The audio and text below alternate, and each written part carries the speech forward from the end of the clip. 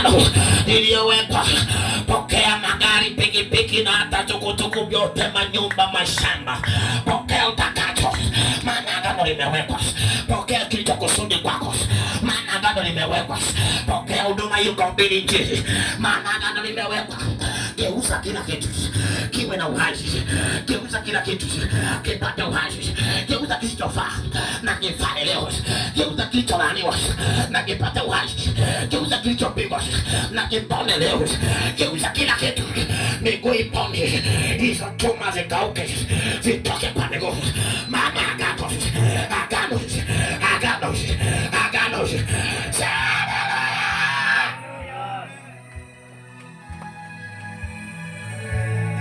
Na nakwambia wewe ni mtumwa.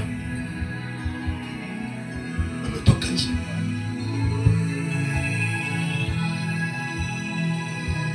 Na nafai kuwa mtumwa.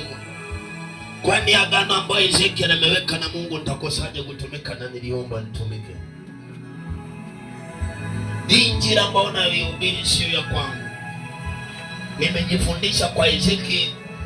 Ezekiel amelipa gharama na akaomba na nikapata kibali kupitia kwake.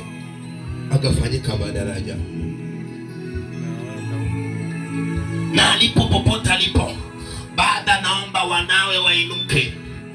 Wanawe wainuke. Maana mti usiye na matunda haufai. Mti usiyezaa na matunda haufai. Amen. Inaweza kawa uchungu kwake au bini mataifa yote haya akose hata mwana mmoja kumdhibitisha. Inaweza akaona uchungu sio wa kawaida. Ombi lake ni sisi wanaye tuinuke ndupenye, lakini tusiharibu tulichopewa naye. Maana ni agano, na pia ataweka agano lingine, kwa maana alitangulia baina yake na Mungu ili Injili yake isije kachanganywa. Pigie Yesu makofi mazuri.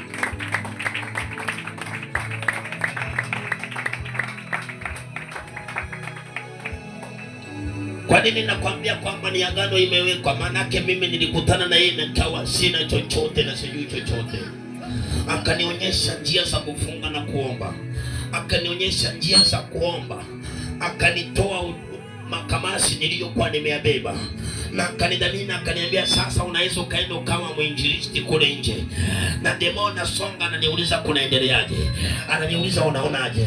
Ananiambia kuna kitu kilicho ndani yako na ni cha mataifa. Maana aliomba Mungu na akaambiwa